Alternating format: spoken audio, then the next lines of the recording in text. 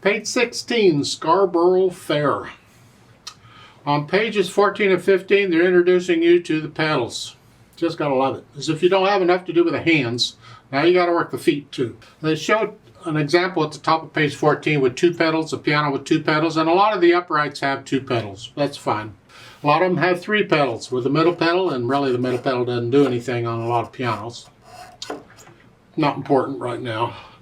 If you have an electronic keyboard and you only have one pedal, then it's the right-hand pedal, what we call the sustaining pedal or the damper pedal. It has other names, I won't get into it. The left-hand pedal, if you have one, is the soft pedal. That's a little misnomer. On an upright piano, basically it just makes it soft. On a grand piano, it changes the tone, the sound. And I call it more of a special effects pedal than a soft pedal, because you can play loud with that pedal down anyway. So we'll talk about that later. So we're going to focus on the sustaining pedal or the damper pedal. I typically call it the damper pedal because it works the dampers on an acoustic piano. The dampers are the things that touch the strings to keep them from vibrating. And when you push this pedal down, it lifts those dampers off the strings so the strings can vibrate. It works the dampers. It's a damper pedal. Yeah. Now, the symbol for when to use it in the music, and it varies from publisher to publisher, and it used to be different than it is today. The symbol this book is pointing out on pages 14 and 15 is the most common, and that is the line. It's a line going down. That tells you push the pedal down. And the line stays going across means hold the pedal down. And then when the line goes up, you lift the pedal up. And when you change the pedal, and by change the pedal I mean you lift the pedal up and put it right back down. It's just boom, boom. It's not a quick motion. It's not jerky. It's just up and down. We call that changing the pedal. And that's indicated with that little up caret looking thing, up arrow thing. Now I'll also talk about a couple reasons why pedal is used, and this is important. The pedal is used for specific reasons, and that's where people get off. They don't think about specific reasons. They just automatically pedal everything. Please don't. If you're going to use the pedal, use it for specific reasons or don't use it at all. And when you first learn a piece of music, you always learn it without pedal first. So to make sure the hands and fingers are doing everything they're supposed to do. And you can hear everything clearly. And then you add the pedal. I always add the pedal last when I learn a new piece of music. And that's the way we'll approach it here. See, we have certain order of things we cover when we learn a new piece of music, and I've been showing you my method. You can have any method you want. But one of those things now we have to add is the pedal, and I always add it last. Now on page 15, they show you some exercises. I hate exercises. Let's go talk Scarborough Fair. 3/4 time, it's got one sharp. We seem to be in E minor. Not so sure sometimes about this piece. Now let's just cover the notes and the rhythms first. Now you see the pedal indications there. I'm a picky peddler, and I change a lot of these. See, these books, these method books, they keep the pedaling simple for you. And I say no, because that teaches you to hear the mess. And I don't want you to get used to that. So I complicate the pedaling a little bit, because I want you to listen very carefully when you're using the pedal so you understand the difference in the sound that's coming from the piano with the pedal versus without the pedal. However, we're not using pedal right now. Let's learn the piece first. Right hand, you're starting here in this position. Remember, there's an F sharp here in the key signature. So it's 1, 2, 3, 1, 2, 3, 1 and 2 and 3 and hopefully by now I don't need to explain dotted rhythms. If I do, I encourage you to go back to book 1 and start them again and go through very carefully and make sure you can understand the rhythms here. Now second line you're here, and then during the rest just simply lift up and move. 1, 2, C sharp, and that's tied, so you can hold it down for 5 counts and then go on. 1, 2, 3. Now fourth line down, excuse me. Second and third majors, you have a 2 and then a 3. And then going on, and that's okay. There's other fingers, but that works because you need the thumb for the next note. 1, 2.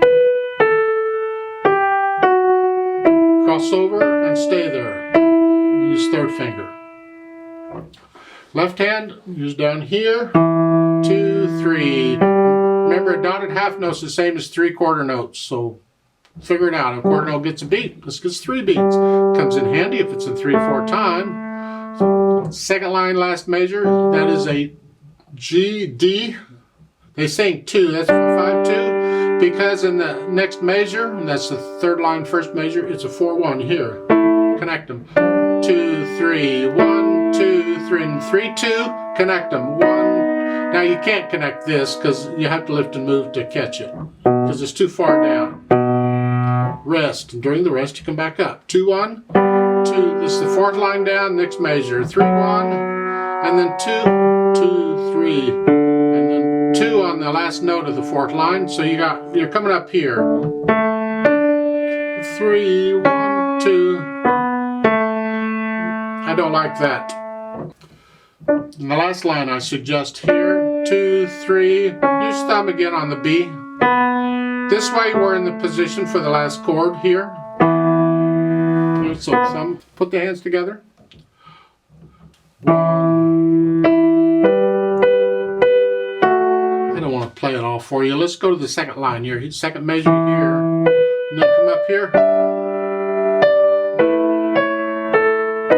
2, 3, 1. Remember, you're holding the dat down, and then lift. That's by itself.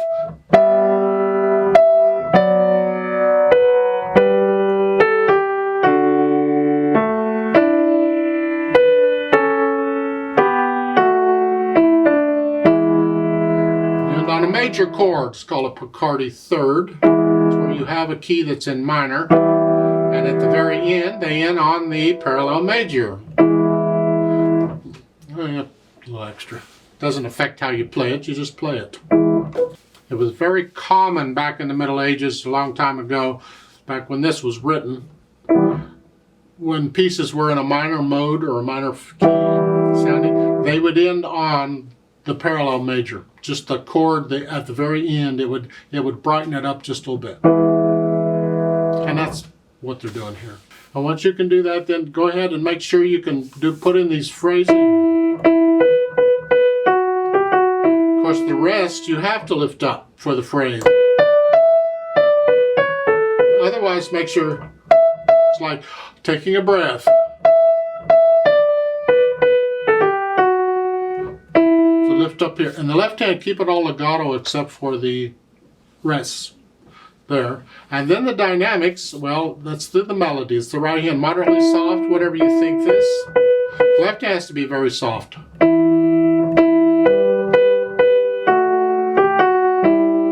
Then second line you're going to moderately loud. The left hand can come up to soft maybe.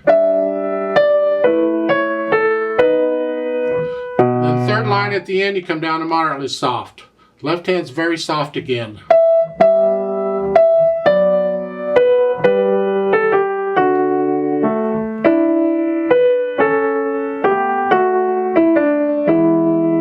According to what they're saying, you're ending it moderately soft. Get to know the piece and you can experiment with the dynamics, because the dynamics in this arrangement are a suggestion.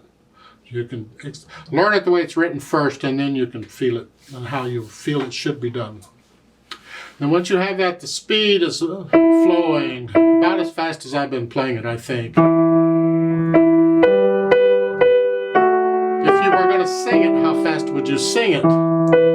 No, I'm not going to sing it. I don't get Then once you're comfortable with that, we add the pedal. Because, see, we learn it without so we can hear it without the pedal and make sure the hands are connecting, the fingers are connecting all the notes they're supposed to. Because the pedal messes that up. They're showing overlapping pedal pretty much throughout, and that's keeping it simple for you. If I pedal it the way it's shown, this is what it sounds like. I'm going to push the note down first and then the pedal. And when I change it, it'll be right after I play the notes. So it overlaps the pedal just a little bit, or the pedal overlaps the hands.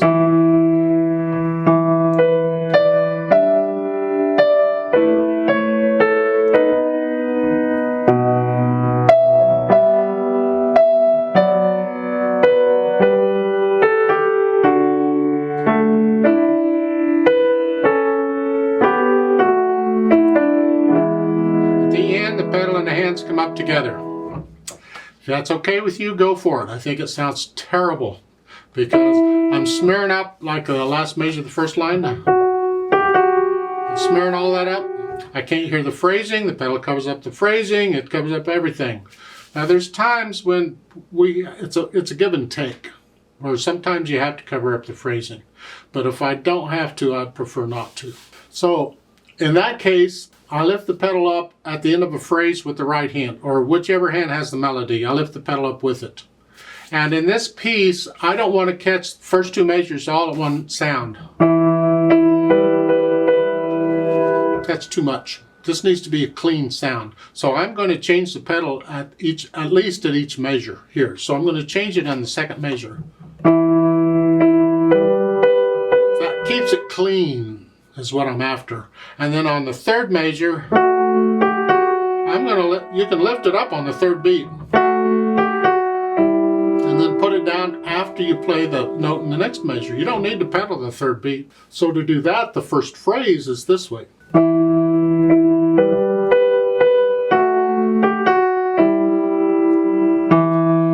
And when I get to the second line, second measure, I lift it up after I play the note. I don't need to pedal that measure. Because this note is by itself.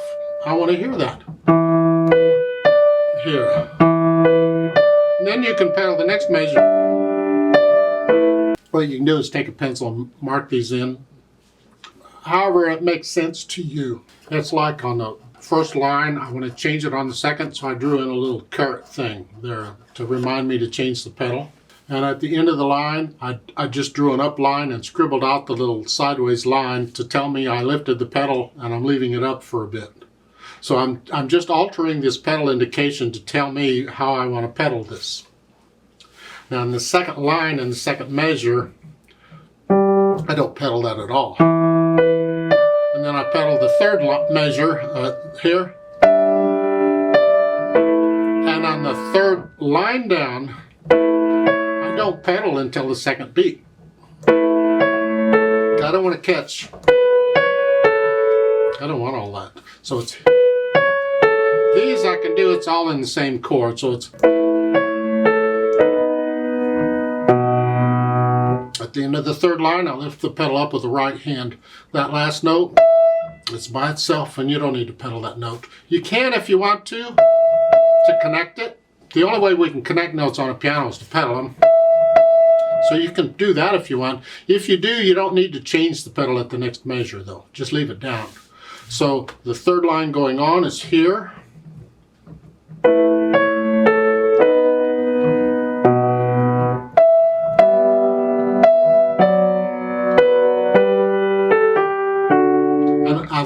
And the fourth line, third measure, I don't pedal that. I don't want to catch. I don't want all of that. So I just don't pedal it.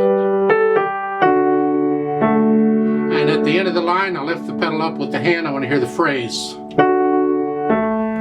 See, this is connected.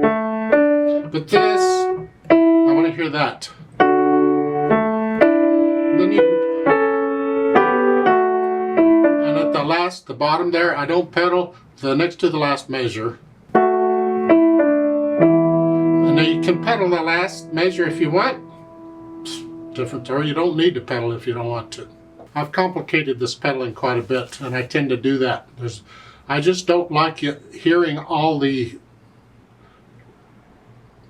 blurriness, and I want to hear phrasing. I want to hear rests occasionally. So you have to adjust the pedal, and that complicates it a little bit. And that means you got to know the piece fairly well, so you can focus on what you're doing with the hands or with the feet, and listening to the sound that it's doing.